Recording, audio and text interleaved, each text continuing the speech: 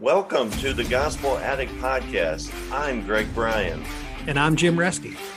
We're gospel addicts because we believe the gospel of Jesus isn't just good news, it's the best news ever. We're addicted to the gospel because it doesn't just start us out in the Christian life, it is the Christian life. Join us as we look at the Bible through the lens of the gospel. Thanks so much for listening. On this episode of the Gospel Addict Podcast, we are going to be discussing Deuteronomy chapters 12 through 34. I'm Bryan, and I'm joined with Jim Reske, and Jim and I teach this men's Bible study. Fun thing we do, and it kind of walks through the whole Bible. And so we each, we're a part of a team that rotates. Jim is going to be teaching very soon on Deuteronomy chapters 12 through 34. So Jim, how you feeling about it? Well, I'm still wrestling with it, Greg.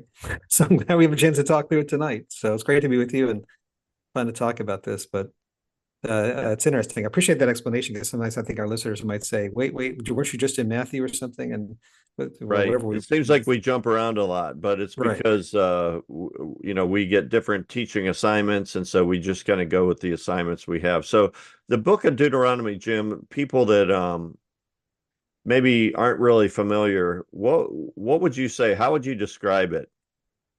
Well, you can give a very kind of a simple outline of the book. It's Moses giving three sermons. There's an intro and a conclusion, but there's basically three sermons that he gives. And he kind of reiterates the 10 commandments. Then he gives some really detailed commands. Then he talks about blessings and curses. So this is the context of the book is that they've been delivered out of Egypt after 400 years of slavery, the nation of Israel. They were wandered around. They got the 10 commandments at the beginning of that time, after they come out of Egypt. But because of some disobedience, they wandered around the desert for 40 years. And now they've finished that wandering in the desert. They're about to enter the promised land. And Moses is giving the three final sermons of his life. And so he's going to say, I'm going to reiterate for you the 10 commandments. These are the rules. I want you to talk. And there's some real detailed commands on how to live. And then really emphatic kind of sermons about blessings and curses. Blessings if you keep the rules, curses if you don't. And then he appoints Joshua as successor, and he dies at the end of the book. But that's the basic idea of Deuteronomy. That's great. Well, one of the things we like to do on our podcast is look at the Bible through the lens of the gospel. So what have you discovered as far as how do you see the gospel? How do you see Jesus in the book of Deuteronomy? Well, there are a couple ways. I would tell you it's not easy. I really wrestled with Deuteronomy. It's not. I think sometimes we as Christians we read the word and we get familiar with it, and we just read it and say, "Oh, that's beautiful," and we get over familiar with it. And if you try to look at it from like the lens of someone from the outside and someone who is looking for the first time, it's a lot of familiar Bible passages are just not easy. Not in Deuteronomy. I'll give you an example. Jesus institutes what we think is the Last Supper: eat my flesh, drink my blood. And you think, oh, that's beautiful. That's what we call the Greek Christians call that Holy Communion. We do it all the time. If you're a non-believer here for the first time, you say, what? He said, drink my blood? What? So stuff that you think is easy and obvious, you try to look at it and you say, wow, the Bible says that? What does that mean? And I think Deuteronomy is actually filled with that. But I did see the gospel coming through in a couple of ways to kind of get to what you were saying. You mentioned you mentioned a passage in chapter 32. Maybe we could just start there, even though sure. That's great. Let's start there, because I do think one of the things we try to do is like read the Bible through that lens of the gospel and see what it says. So chapter 32 probably be my favorite verse in the whole book. Not the most famous verse in the whole book. The most famous and oft quoted is what's called the Shema in chapter 6. Jesus quotes it. You shall love the Lord your God with all your soul, with all your strength, with all your might. And then Jesus adds with all your mind as well. That's probably the most famous verse in Deuteronomy. People probably quote that. It's a beautiful verse, and it's probably favorites for a reason. But what I liked is a kind of obscure verse towards the end, because Moses has kind of given this law to people, and he's given detailed commands. He said, I'm setting before you a choice: blessings and curses. Blessings if you follow the law, curses if you don't. Make the right decision. He says, you can do it. You can do it. And then towards the end, there's a kind of a chilling passage where God comes to Moses and says, these people aren't going to do it. I know they're not going to do it. And Moses writes that down. It's in the book, it's like that. You're not going to do it. I know right now. I have perfect foreknowledge of where you're going to go. And it's pretty blistering. God says, you're going to prostitute yourself to foreign idols, and I'm going to forsake you because of your disobedience. And you're going to wonder why this all happened. And it's because of your disobedience. And so it's an awful prediction. So they have the choice, right? Make this choice. Lots of detailed laws, blessings if you keep them, curses if you don't. You can do it. So but it's like an anti-pep talk, because then God shows up and says, you're not going to do this. And then towards the end, Moses teaches them a song. He says, now I want you to sing this song. And you think, okay, it's going to be an uplifting song. It's going to really now this song is going to inspire them to make the right choice and get the blessings and not the curses. And the song is like a dirge. I mean, we don't know what the musical accompaniment was, but the song is relentlessly reminding them of what sinners they are, and that they're going to make the wrong choices. And right at the beginning of the song, this illustrates the gospel you and I always talk about, Greg. So our understanding of what does it mean to have gospel-driven sanctification, where the gospel is propelling your Christian life all the way forward.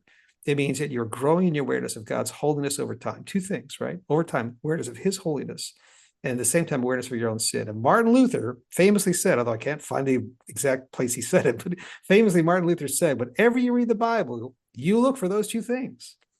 Look for one of those things in every passage of the Bible. So something in the Bible is telling you about God's character, his holiness, or your lostness, your sin. And Luther did that for a reason, because as you see that, you're going to see the gap bigger and bigger than you thought. You're going to get more in touch with spirituality than you thought, because that gap is huge, and you'll see Jesus filling that gap for you. And Yeah. that's why I see in chapter 32 in that song, as Moses starts the song, he get to 32, chapter 32, verses 4 and 5. Do you have it? Can you read it? Yeah, I do.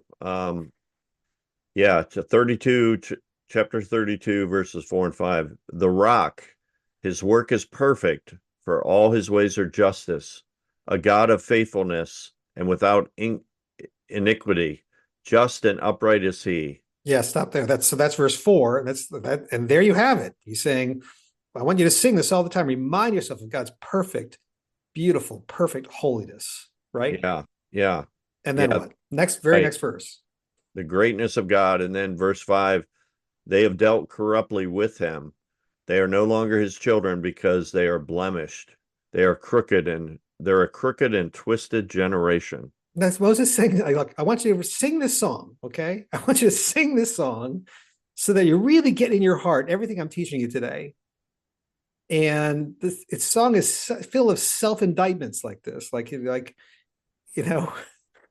that's the other thing that Luther said you're supposed to look for, right there. You're corrupt and not his children. To your shame, you are a warped and crooked generation. And look, when you and I talk about the gospel, we talk about the 5 words that all begin with the letter S that describe the gospel. And this is the concept of scale. We did a podcast on this, but scale, right? The vastness of the distance. And Moses is, the whole first part of the book is, here's the choice, make better choices. There's part where he says, it's not too difficult. You actually could do this, but I know you won't. Actually, then God's the one who shows up and says, they're not going to do it. I know they're not going to do it. And then launching a song. I want you to sing the song. Remember this. And the song is, look, there's a vast difference between his holiness and yours. It's the gospel coming through. Something's got to fill that gap for you, right? Something's got to fill that gap for you. And there's a hint there, the becoming Messiah. Yeah. We talks about, there's a couple verses. There's lots of beautiful verses in Deuteronomy where he talks about what you really need is a circumcision of the heart. You need a circumcision of the heart. And it's like, well, what does that say? Metaphorical, because they had the practice of circumcision instituted, but what do you mean a circumcision of the heart? And the prophets later pick up on that. Jeremiah picks up on that. And Paul talks about that in 2 places, in Romans 2 and in Colossians 2, circumcision of the heart. You've got to, what you need is a change from the inside out. So, and obviously, and you're looking forward to the one who's going to close that gap for you, the Messiah. But it still does, it leaves a lot of conundrum of how do you read the book of Deuteronomy, because it really does set up all these rules and regulations, and with this pretty relentless pitch to the reader that says, here, you make better choices. make good choices. And if you choose well, you get blessings. And if you choose poorly, you get curses. And if you're a Christian reading today, you say, well, so what does that mean? Am I supposed to do all these things? Am I supposed to keep all these commands? Am I supposed to follow all these rules? How do I read this as a Christian today? So that was, Yeah, man, that's great. Back to the scale thing, you made mhm. me realize that some of the old hymns do a really good job. Almost every really classic old hymn talks about the holiness and the greatness of God on the one hand, but then also the depth of our sinfulness on the other hand. Yeah, absolutely. I think of any in particular. Well, like holy, holy, holy, Yeah. you know, holy, holy, holy is the Lord God Almighty. Early in the morning, our song shall rise to thee. But then another verse says, though the eye of sinful man thy glory may not see, Yeah. you Right. There know, it is. right. And I'm thinking that almost every old hymn always has verses on the greatness of God, the holiness of God, but then also the depth of man's sin. Oh, look, Amazing Grace is probably one of the better. Like, the saved a wretch like me, right? I was lost and now I'm found. I was blind, but now I see. Yeah. You know, So did you mentioned the five S's of the gospel? Did you see any other the S's yeah. in Deuteronomy? Two others in particular. One is there's the substitution. So it kind of gets to what leads. It's a natural next step of what we were just talking about, the sense of scale. And you say there's a vast gulf, something's got to fill that gulf. There's a part in the middle of the book where there's this ceremony. Um, they're crossing over into the promised land. They're about to. Okay, and Moses is not going to cross because he committed a sin, and God said, "You're not. You can see it, but you're not going over there."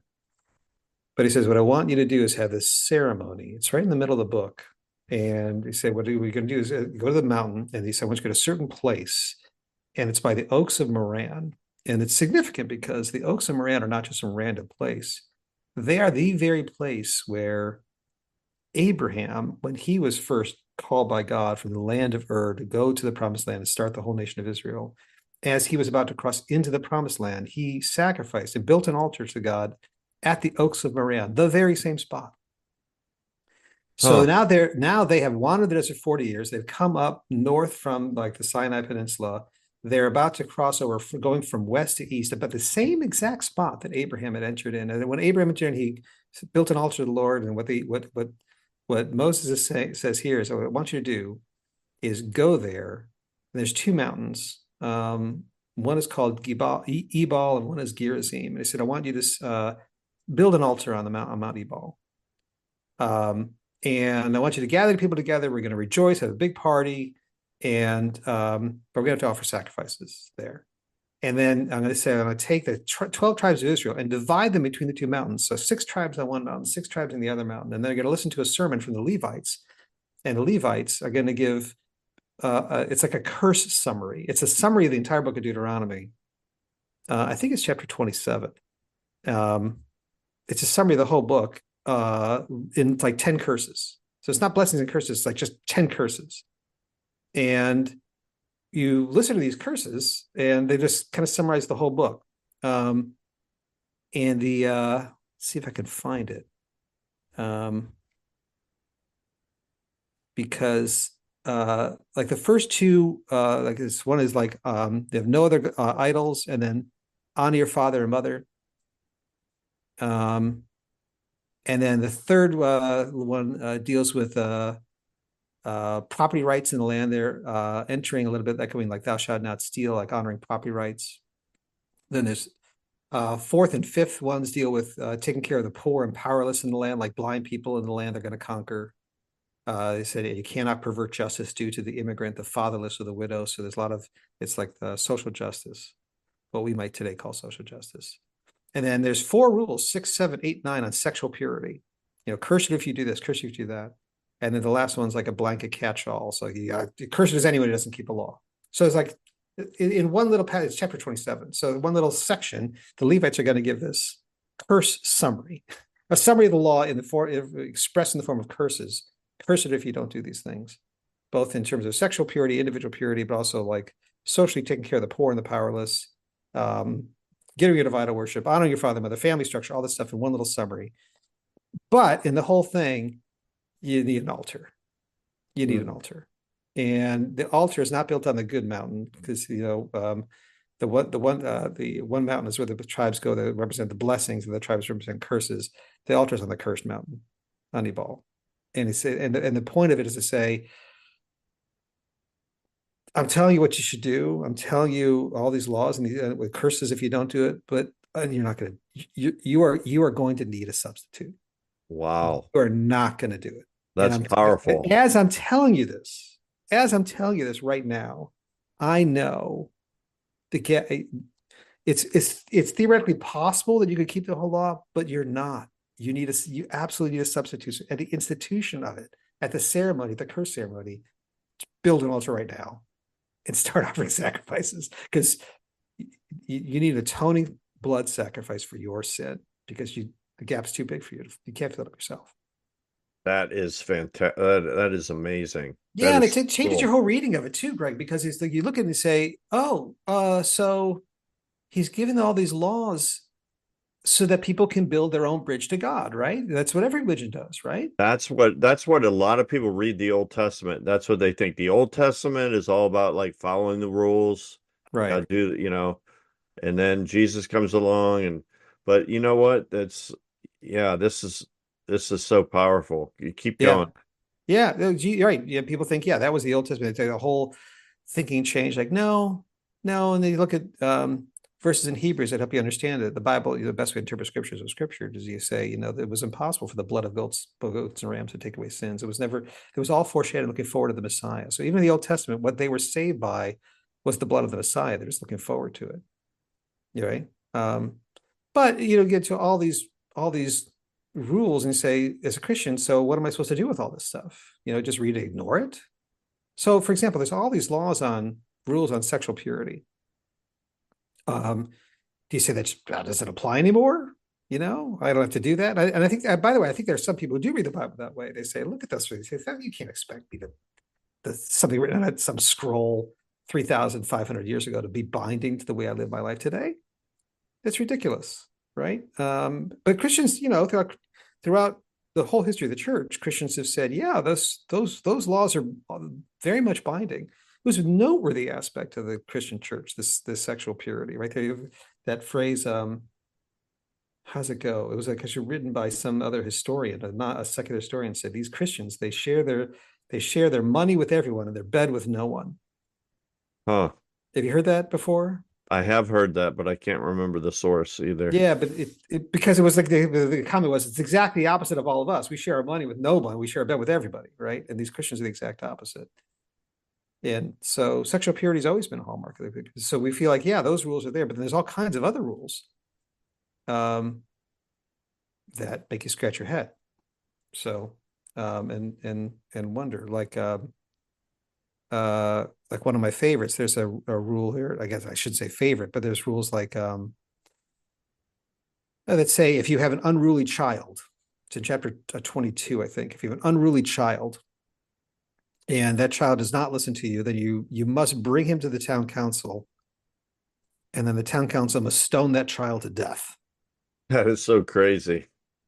Yeah, well, it's in the Bible, Right.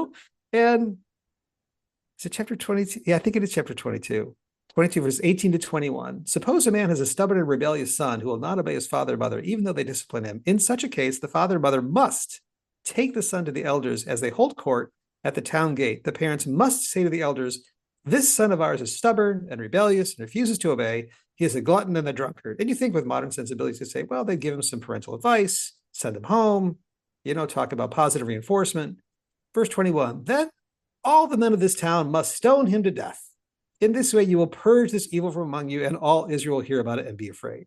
Now, maybe that never happened. It was just the ultimate hammer you could use to discipline your adolescent children to say, by the way, what Moses said, right?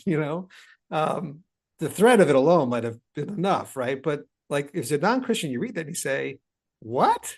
Do you believe that? Is that what you believe?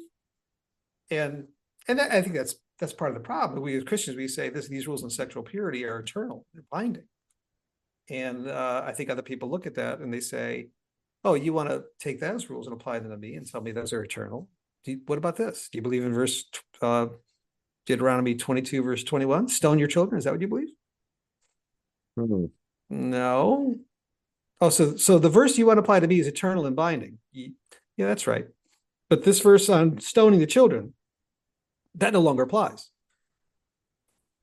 Yeah, that's right. That no longer applies.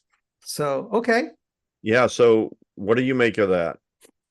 So part of it, part of it, I think there's part of it is our understanding through the New Testament, through Hebrews, and then through what the Christians have always believed, right? So part of it is there's a whole bunch of dietary laws. So one of the obvious things to say this, they says there's lots of dietary laws and birds of the air that you can and can't eat pork, for example. And there's New Testament passages where we talk about some of the Old Testament laws are really, you know, were symbolic for a time and not binding forever in the New Testament, New Covenant. But so that's part of it, at least with dietary laws. But some of the other stuff, you go, wow, what is if you don't think it's binding, why is God giving you these laws? What's the point? And that's where I struggle with, Greg. That's where I like looking like, oh, it's not, oh, Deuteronomy, I'll teach you in Deuteronomy. It's not an easy read. It's it's not it's not a simple, easy read to go through it. Back to the S's, like did you see any any of the other S's Oh yeah, in let's go to that Deuteronomy? because I want to go through I think two big themes that come to the law. So let's come back to the two big themes. Okay. But first I'll finish with the S's because I think there's one other really significant S that comes out. So we talked about scale in those verses, substitution with building the altar, Yeah. but the other one is sequence. And Deuteronomy is one of the best places in the Bible for the whole concept of sequence. And we'll do a podcast on sequence, a whole one dedicated to it, right? Yes. And So that what is sequence? well, the basic idea of sequence, right? In the gospel, that's not the gospel. Unlike every other religion, is I obey, therefore I'm accepted, right? But the gospel is I'm accepted based on what Jesus did on the cross. Therefore, I obey. that's exactly right. So there's a So difference between religion and the gospel. Religion is I obey, therefore I'm accepted, which is sort of the default setting of everybody's heart that that's right. we think that that's how it should go. But the gospel is something totally different. It's that I'm accepted because of the finished work of Christ, because of what he did on my behalf. Therefore I obey. And That's man, right. that makes a huge difference. You can see two different people, two different religious people. One's operating off of the religious concept, and one is operating from the gospel. And sometimes you can't tell them really apart. Um, because it's a way they operate from their heart. They can both be doing very good, lots of good works. They can both Right. attending church, reading the same Bible, but they would read Deuteronomy um in a different way. They would be reading it like, Yeah.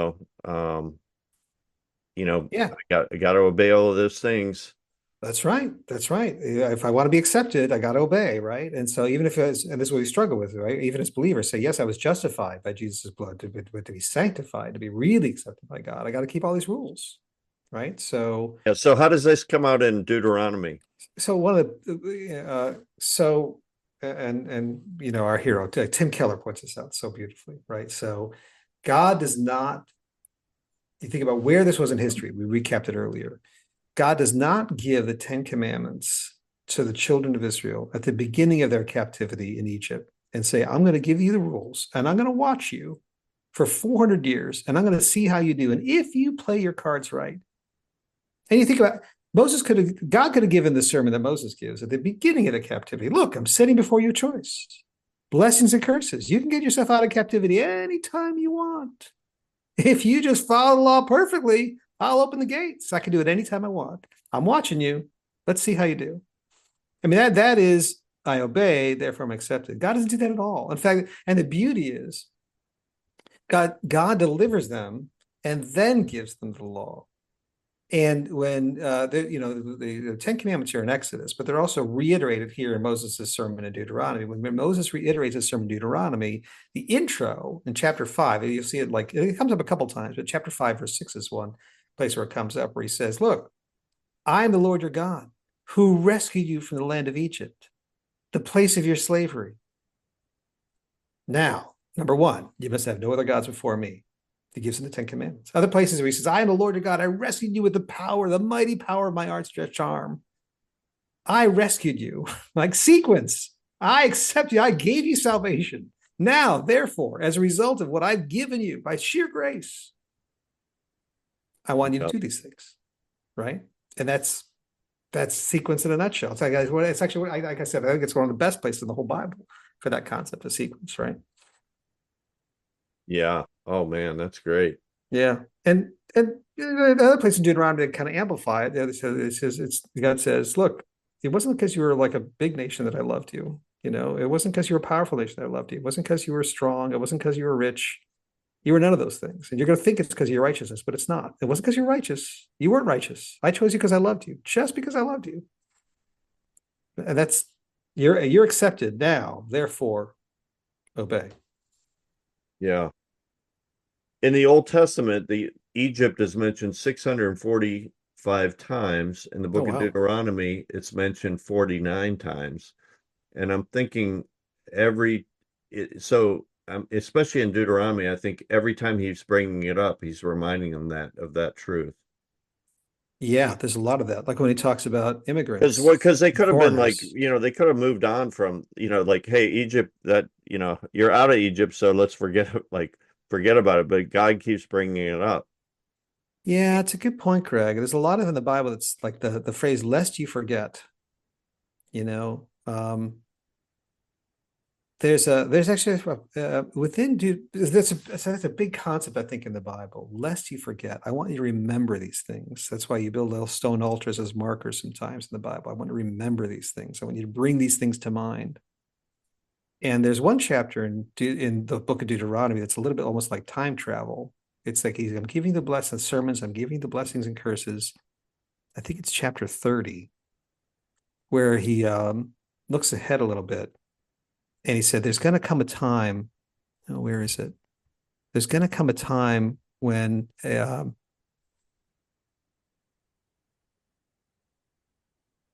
he's like looking ahead. Like it's chapter 30, verse 1. Like I'm giving you this choice, right? Blessings and curses. Do the right thing, you'll get blessings. Do the wrong thing, you'll get curses. And in 30, the verse says, and when all these things come upon you, the blessing and the curse, which I have set before you, and you call them to mind, right? Unless you forget, remember, and you Yeah. call them to mind among all the nations where the Lord your God has driven you. So you're going to be like, the exile and be dispersed. And so it's like, I'm looking way ahead in the future. And when I want you to look back on this and think about this, right? And dwell on what happened for you. And it talks about you're going to come back, like a remnant will come back, and I'll have mercy on you again. So it's like in the middle of saying, yes, here are the choices, you're not going to do them. But I'm looking way ahead in the future to a time when you're going to look back on this, remember it, and you're going to come back. So yeah, bring these things to mind, lest you forget. Yeah. Oh, that's great. Sequence. Yeah, That's sequence. so we'll talk more about sequence in a future podcast. Yeah. So let's talk about, I think I guess about one of the general tensions in the book that I found going through these laws, and like, why would God have all these laws? So as a Christian, how do you read these laws now? What's the point, right? You're supposed to, if you're supposed to be keeping them, if you're not supposed to be just like read this as a rule book to keep, then how do you read it? What's the benefit? And so the tension I saw, Greg, going through it that I wrestled with was that there's all those laws on sexual purity. And we Christians have always said, yeah, those are really bindless and timeless and binding. Hmm. And there's a certain mindset that says, yeah, see, those are important. Personal holiness. That's what I'm talking about. And there's a whole bunch of godless people in the world that don't do that. And you can gravitate towards that. But there's a whole bunch of other rules. Yeah.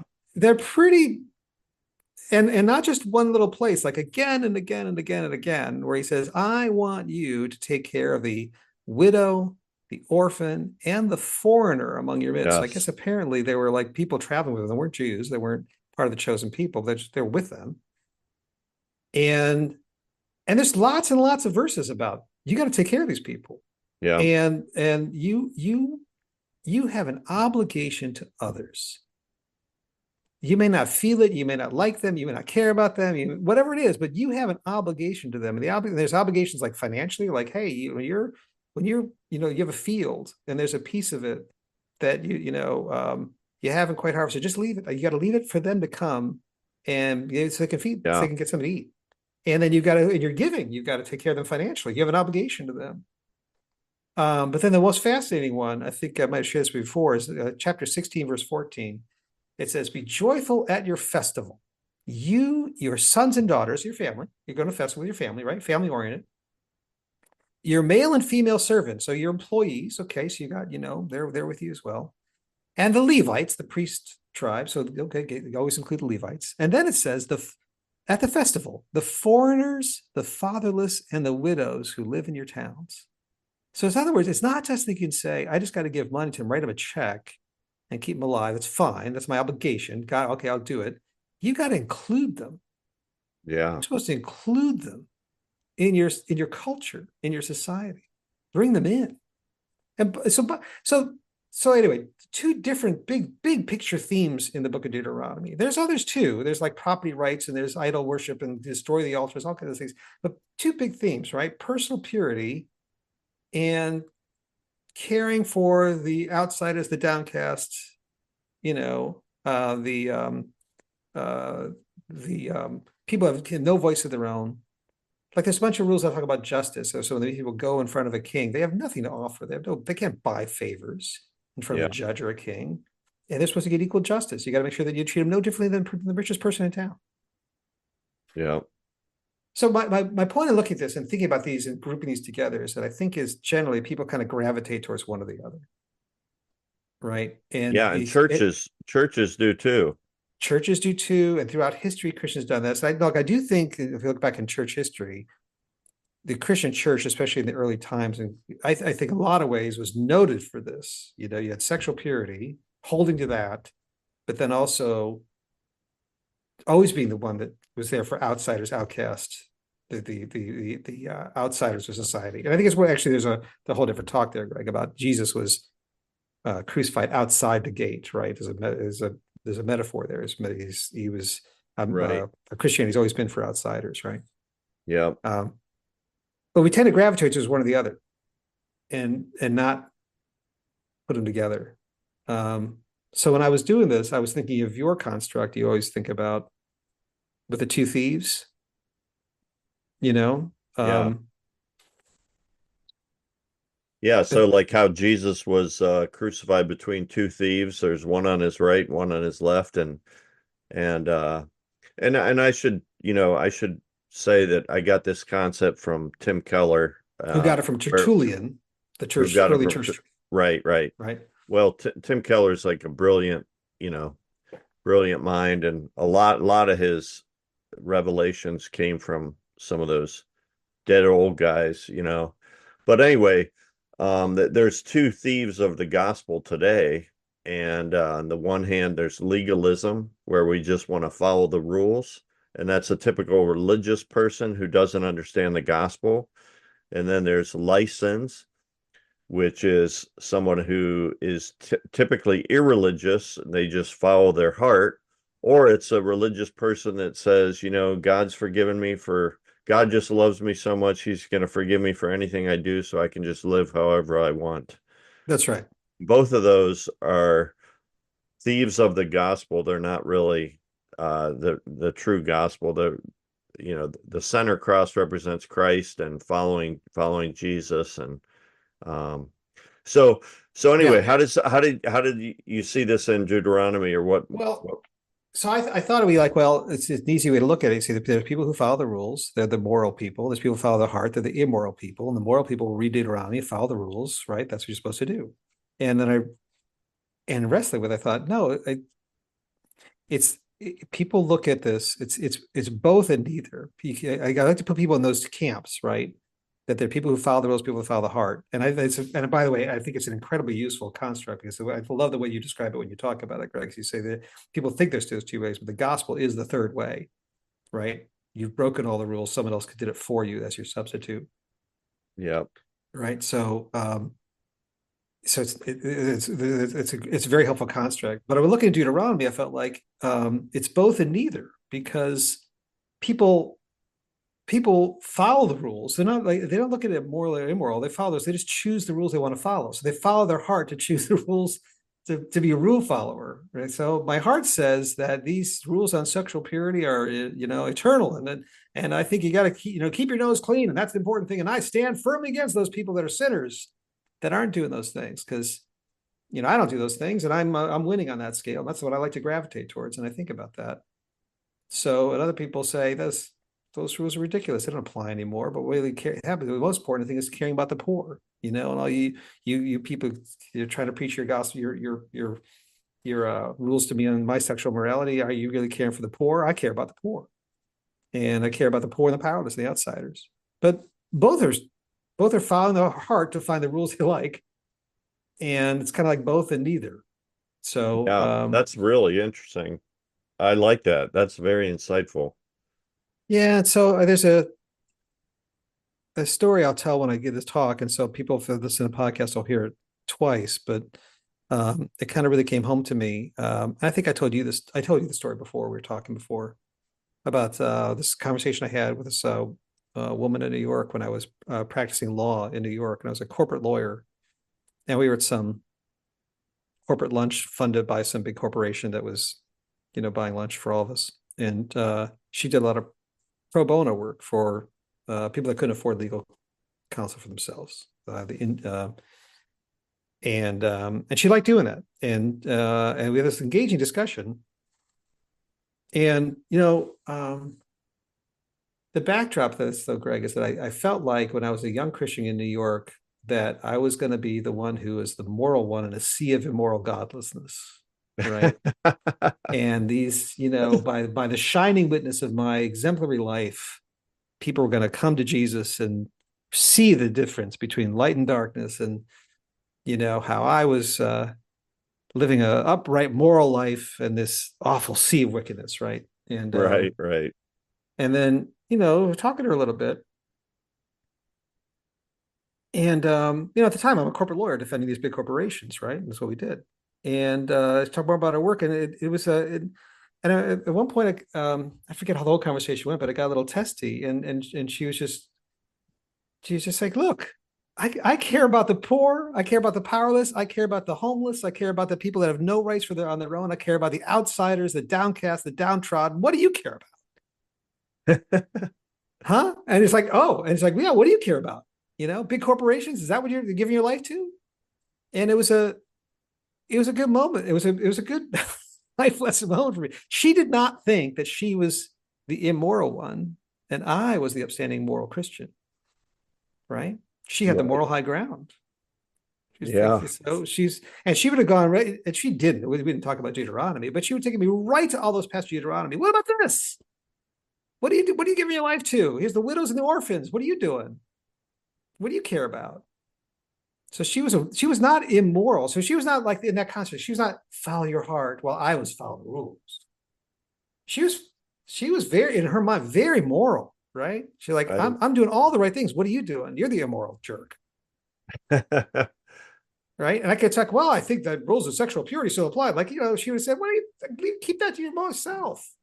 You're giving your life to all the wrong things. But my little epiphany there is like, everybody does that. No one really balances this well. Look, it's not a political podcast, but no political party does both, right? No political party ever does both, because people don't do both. People gravitate towards one or the other, and generally pick and choose the laws they like. So the phrase I use when I teach is everyone I think is a relative moralist, maybe a moral relativist, right? yeah. It's not just immoral people and moral people. See, that's the way you see the world. Like if you see the world that way, stop seeing the world that way, because then what you're doing is you're saying, I am the moral one, they're the immoral ones. Okay. And I see the world like I keep my nose clean and they don't. Everyone's a moralist, just the moralists and the rules they think are important. And they're following their heart to find those rules. Yeah. So That is so right. So true. so as I'm wrestling with Deuteronomy, thinking, okay, so then what's the answer? It's like, do all of it. There's 613 rules in the Torah. I'll just do all of it. Maybe I should. Maybe that's the Christian application. And the problem with that is that's exactly what the Pharisees did. That's what the Pharisees are trying to do. And Jesus comes along and says, no, that's not the answer. He doesn't commend the Pharisees. He doesn't say, finally, someone's putting the law into practice. Right? Yeah. He doesn't. So why is all this stuff here? You know, what is it? What does it tell you? Why is it here? And I think one of the reasons it here, let me see if I can pull this up for you, Greg, and show you. I think a lot of the reason this whole thing is written is to say, look, I'm giving you blessings and curses. I'm going to tell you the blessings if you do right, curses if you don't, to show you how spiritual reality really works. And within the book, he's saying, I know you're not going to do this, but I know someday you're going to come back. You look back at this and you're going to realize your hearts will be open. You're going to have a circumcision of your heart. You'll have a change from the inside out. But the whole relentless blessings, curses, blessings, curses, blessings, curses. I'm trying to show you. And then, by the way, 2,000 years of this sacrificial system where you're going to be sacrificing animals and blood sacrifice to show you that there's real consequences for sin. And it's going to make it really real to you. You see spilled blood that has to be spilled for sin. I'm trying to tell you how spiritual reality works. It is concrete. It is real. It is more real than the chair you're sitting on. That there are laws that are immutable laws, and they exist whether you know about them or not, whether you agree with them or not. You say, well, I like that rule, but I don't like that. It doesn't matter. Doesn't matter. Moses is trying to communicate to them is there is spiritual reality. What God is trying to do is get your heart in touch with that spiritual reality. And that's why you go to the song when he says, look, let's sing this together. God is completely white hot holy. You are a moral failure. Yeah. Sing it with me now. It's not a pep talk, so you said not. The point is not saying I'm giving you all these rules so you could assemble a bridge to bridge the gap between you and God. Go. That's, I think, the wrong reading of the law, right? The gospel reading law is Jesus comes by and says, not any bit of that law passed away. I just fulfilled it all for you in your place as your substitute. Right? But the law is there to say spiritual reality is binding. Spiritual reality is, as real as a physical law that says if you jump off a cliff, you're going to hit bottom. I mean, I think and what we're saying is, look, this is the way spiritual reality works. If you live the way God lays out, there are blessings. If you live the opposite way, there are curses. And it works that way, the way you like it or not, whether you really want to do it or not, you feel like it or not, whether you even agree with it or not. But that's the way spiritual reality works. Anyway, that's one of the bigger takeaways I got from the book of Deuteronomy. Yeah. Well, this has been a great discussion. Is there anything else you want to add? I mean, I think this has been a great, I'm looking forward to your actual talk, and I know you're just kind of jumping around here. Yeah, I'm still kind of piecing it all together, so I hope it all gels at the last minute like it usually does. So we'll Isn't see. it interesting how when you really, if you look at the Old Testament through the lens of the gospel, you find these pointers that point us to Jesus, Amen. Oh, on every page, right? What's that? I think there's a book with that title. Every story whispers his name. Oh yeah, every story. Yeah, every page of the book. Jesus is on every page of the book, right? It's all about him. The Bible's not about you. It's not about me. It's all about him. What was he doing? So yeah, and so I'll kind of steal my thunder at because at the end I think the ultimate way to understand the book of Deuteronomy is because when you say here's this list of blessings and curses, so what am I supposed to do as a Christian? I got to reorient my life and do the right thing so I get blessings, and not do bad things so I get curses. That's the main message. That's the thrust of the book, and I don't think that's the thrust of the book. I do think there's spiritual reality, by the way, and I think I asked you that maybe we did this on a previous podcast. The consequences of, like, remember, like I said, like as a Christian, if I say I believe in God, but I'm going to quit my job and start doing hard drugs, will there be consequences for that? Yeah, absolutely. Will God love me any less? No, but there are consequences, right? Yeah. And that's the way. But the main point of this, and I hope that and get this comes out when we actually do the study together, is that um, blessings and curses. Jesus takes the curses so that we get the blessings. Yeah. And if you start reading a chapter, especially in chapter 28, the curses that are listed there, and you start thinking how, especially how you think about Jesus when he was a young Jew, like at age 12, would have started being trained in this. He would start reading the Torah, and he would have read this, right? And even verses like verse 28, verse 33, you should be openly oppressed and crushed continually. And you thought about Isaiah 53, right? He was crushed for our iniquities, right? It was bruised for our sins, crushed for our iniquities. Chapter 28, verse 37, you shall become a horror, a proverb, a byword among all the peoples, where the Lord will lead you away. And Jesus is reading this saying, this is me. This is about me. This is what I've got to do. The curses, you have all earned the curses. You know, I can tell you how spiritual reality works, tell you what to do to avoid it, but you have all earned these curses, and they will all fall on me. I will read another one. Chapter 28, verse 45. Imagine Jesus reading this.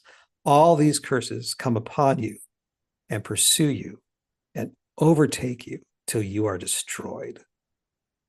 Jesus says, yes, that's what I will choose to do willingly in your place as your substitute.